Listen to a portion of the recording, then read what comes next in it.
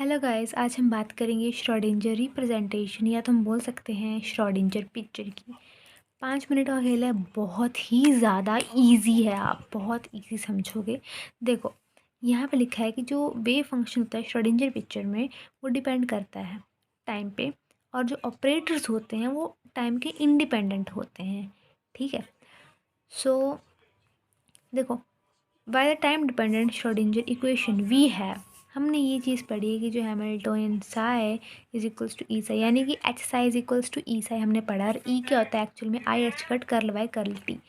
अगर आप इसको ढंग से और ई की वैल्यू पुट कर दी यहाँ पे, अगर आपको ज़्यादा पेज भरना है तो ये चीज़ लिखी हुई है। अगर एक्चुअल में आपको मेन चीज़ लिखनी है तो आप ऐसे लिख सकते हो कि H psi is equals to E psi, या तो ये एच साई इज इक्वल्स, फिर उसको ई की वैल्यू भर देनी कि I H cut curl Y I H cut Y curl T. ये ई की वैल्यू भर दी मैंने, यहाँ पे ई की वैल्यू दिखाई है आपको। ठीक है। वे फंक्शन साई, वे फंक्शन है फिजिकल सिस्टम का, और एच क्या है? एच, ये एच जो है ये है Hamiltonian operator for given physical system. So हमारे पास हमने करना क्या एक्चुअल में? जो वेव फंक्शन है ना, वेव फंक्शन मैंने आपको बताया कि जो श्रोडिंगर रिप्रेजेंटेशन होती है उसमें हमारे पास जो वेव फंक्शन होता है, वेव फंक्शन यानी कि साई, वो टाइम पे डिपेंड करता है। तो हमें प्रूव भी यही करना है कि हमारे पास जो हमारा साई है वो टाइम पे डिपेंड करता है कि नहीं करता। तो वो लाइन लिखी है मैंने यहाँ पे। Then due to that we will find equation of motion. तो उसके लिए मुझे क्या करना पड़ेगा? इक्वेशन ऑफ मोशन निकालनी पड़ेगी। ठीक है। सबने यही टर्म ली, मैंने टर्म यहाँ पे लिख दी, इसको इंटीग्रेट कर दिया मैंने। ठीक है। इंटीग्रेट करने से क्या होगा बताते हैं आपको। पहले मैंने, जब मेरे पास टी ज़ीरो होगा तो psi is equals to psi zero होगा। ये आ गई प्रेजेंट स्टेट की। प्रेजेंट स्टेट में ऐसा होगा, जब मेरे पास जो टी है वो किसी पर्टिकुलर टी के पास पहुंच जाए, किसी पर्टिकुलर टाइम में पहुंच जाएगा, यानी फ्यूचर की बात हो रही है, तो साई जो होगा वो साई टी होगा।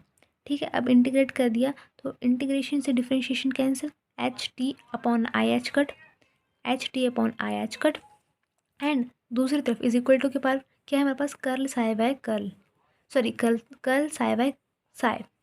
सो कर्ल साई बाय साई क्या होता है? Log psi. ज़ीरो से लेकर टी तक इंटीग्रेशन हो रही है। अब इसको थोड़ा काटूंगी, नॉर्मल इंटीग्रेशन है ना, जनरल बात है, पता हो गया आपको। सो लॉग साई क्या जाए? लॉग साई आ जाएगा इसका, curl psi by psi. Zero से लेकर टी तक इंटीग्रेशन करेंगे, प्रेजेंट या फ्यूचर। सो आगे देखने क्या होता है।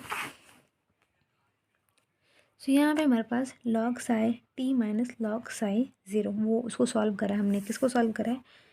लॉग साई ज़ीरो से लेके टी तक, उसको सॉल्व करके ये चीज़ आ गई। एक बार log psi T minus log psi zero. So हमारे पास वैल्यू किसकी इज इक्वल सी, इस तरफ लेफ्ट हैंड साइड पे हमारे पास था H T by I H cut, log of, log का formula log of A minus B, यानी कि log of A upon B. वो चीज़ यहाँ पे हो गई, ये ए अपॉन बी यानी ए और बी। तो इसको सॉल्व करा, साई टी और साई ज़ीरो की वैल्यू क्या चाहिए? लॉग को इस तरफ ले जाएंगे तो एक्सपोनेंशियल बन जाएगा। तो H T upon I H cut, side इसको इस तरफ भेज दिया, साइड टी की वैल्यू बस मेरे पास ये आ गई। ये बहुत इंपॉर्टेंट रिजल्ट है, यहाँ तक याद कर लोगे, बाकी तुम्हारा चुटकी में जाएगा। सो यहाँ पे अगर तुम इसको चाहे पहले लिख दो या ई को बाद में लिख दो, कोई फ़र्क नहीं पड़ेगा। ठीक है। अच्छा, लेकिन हम यहाँ पे E positive H T upon I H cut लिखा है, हम इसको एक्चुअल में नेगेटिव भी मान सकते हैं यहाँ पे। ठीक है। क्यों? क्योंकि यहाँ पे मैंने आई न्यूमिनेटर और आई डिनोमिनेटर में सब आई मीन मल्टीप्लाई करा, जिसके पास मेरे पास ये नेगेटिव में आ गया, तो याद रखना ये नेगेटिव में आएगा। ठीक है। तो हम देख पा रहे हैं कि यहाँ पे टाइम डिपेंडेंसी प्रेजेंट है वेव फंक्शन में।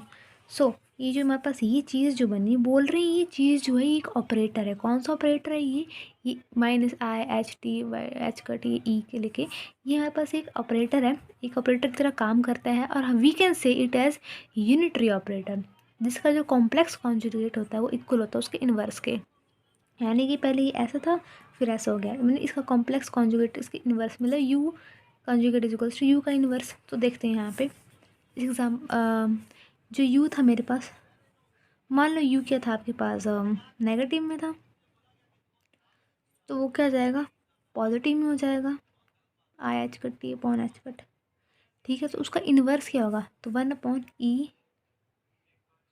माइनस ऑफ, देखो, हाँ, जो यू था वो क्या था? E I H T over H cut. जब उसको कॉम्प्लेक्स कॉन्जुगेट लिया तो वो पॉजिटिव साइन बन गया। इन्वर्स में ये नेगेटिव में था यू, इसको ऊपर लेके गई तो पॉजिटिव बन गया।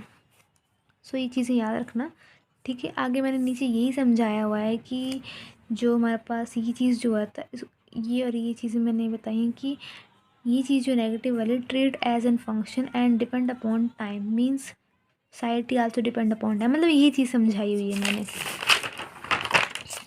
आगे जो हमारे पास मेन इक्वेशन थी वो ये चीज़ आ जाएगी टाइम डिपेंडेंट की, जो मैंने निकाली थी, मतलब कि टाइम पे डिपेंड करा, मतलब हमें इक्वेशन ऑफ मोशन अब निकालना पड़ेगा। सो इक्वेशन ऑफ मोशन को ड्राइव मैं कैसे कर पाऊँगी, एक्सपेक्टेशन वैल्यू से। तो एक्सपेक्टेशन वैल्यू अपने थर्ड क्लास में, आई मीन थर्ड ईयर में क्वांटम मैकेनिक्स में पढ़ी हुई है, बीएससी के। तो उसमें होता है psi star C E A expectation value, psi T D X. हम सिर्फ डी एक्स ले रहे हैं, बेसिकली डी क्यू होता है, बट यहाँ पे हम एक ही डायमेंशन की बात कर रहे हैं, एक डायमेंशन स्पेस की, तो डी एक्स आ जाएगा। तो डायरेक्ट नोटेशन में इसको मैं कैसे लिख सकती हूँ, ऐसे ब्रैकेट्स लग जाएंगे साथ में, ये देखो ऐसे ब्रैकेट्स लग जाएंगे डायरेक्ट नोटेशन में। हमने ये चीज़ सॉल्व करी हुई कि साई टी किसके बराबर होता है, ये मैंने चीज़ पीछे बताई थी, और मैंने ये बताया था चाहे आप इसको साई ज़ीरो को पहले लिख दो या बाद में लिख दो, कोई बात नहीं, एक ही फ़र्क, कोई फ़र्क नहीं पड़ता, एक ही बात है। और इसका कॉम्प्लेक्स कॉन्जुगेट मैंने यहाँ पे निकाल दिए, देखो नेगेटिव में था तो कॉम्प्लेक्स में पॉजिटिव में हो गया, ठीक है। सो इक्वेशन ऑफ मोशन मतलब कि major value of expectation value and depend upon time, so differentiate with respect to T. इसको डिफरेंशिएट कर दो with respect to T, I mean इस चीज़ को, इस वाली चीज़ को डिफरेंशिएट कर दो। So D by D T A psi star C A, इसकी डिफरेंशिएशन कर देनी। तो कैसी डिफरेंशिएशन करनी है, पार्शियल डिफरेंशिएशन, यानी कि पहले डिफरेंशिएशन इसके साथ होगी, देखो इसी के साथ हुई curl psi by curl T, बाकी वैसे के वैसे। उसका डिफरेंशिएशन ए के साथ होगी, बाकी सब सेम होंगे, देखिए ये सेम रहे, इसी के साथ डिफरेंशिएशन हुई। फिर उसके बाद डिफरेंशिएशन होगी इसके साथ, बाकी सब वैसे के वैसे रहेंगे, देखो बाकी सब वैसे रहे। यहाँ पर डिफरेंशिएशन हो गई, देखो मैंने रेड रेड मार्क भी लगाए हुए हैं, ये 1 2 एंड 3। अब तुमको पता है साई स्टार सी टी की वैल्यू क्या होती है, देखो ई की power I H cut T, अब I H T over H cut sine naught, one चीज़ यहाँ पे भर दी, उसको सॉल्व करा, ये चीज़ आ गई, ठीक है, I H over H cut. और ये चीज़ पूरी क्या है, ये चीज़ पूरी यही है ना, तो वही मैंने उतार दी, वन डैश मान लिया। सिमिलरली साई स्टार टी कर ले भाई, पहले इसको सॉल्व कर दिया, मैं इसको सॉल्व कर रही हूँ सेकंड पार्ट को, तो ये तो एज इट इज़ रहेगा, क्योंकि हम नहीं जान, ये एज इट इज़ रहेगा क्योंकि हम नहीं जानते सेकंड वाला पार्ट ये जो है, ये ए का क्या मतलब है यहाँ पे, ठीक है। तो टू डैश वैसा का वैसा रहा।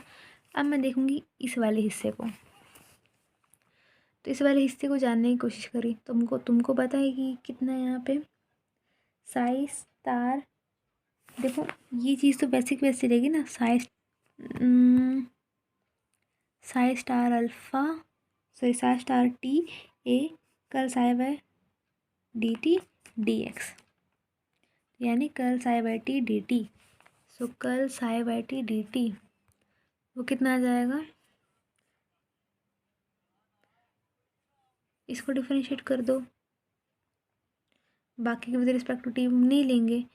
सो इसको डिफरेंशिएट करके तुम्हारे पास ही आता है, ये टर्म जो होती है, टर्म क्या बनाती है, साई टी बनाती है, तुमने वो चीज़ लिख दी। फिर क्या करा हमने, ये 1 डैश 2 डैश 3 डैश वैल्यूज है, इनको 1 2 3 में पुट कर दिया, सारी की सारी वैल्यूज जो कि वो हमने यहाँ पुट कर देनी है। तो पुट करके हमारे पास कुछ इस तरह से आएगा। फिर हमने क्या करा कि जो एच है ना, एच, इस एच को हम ए के पास लेके आ गए, इस ए की इस तरफ को नहीं लेके जा सकते, रूल होता है ये, ठीक है।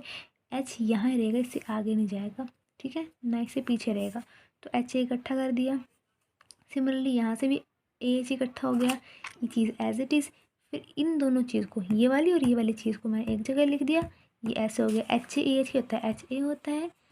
और सॉल्व करके फाइनली हमारे पास ये आगे Schrödinger time depend Schrödinger equation, sorry equation, Schrödinger representation and picture.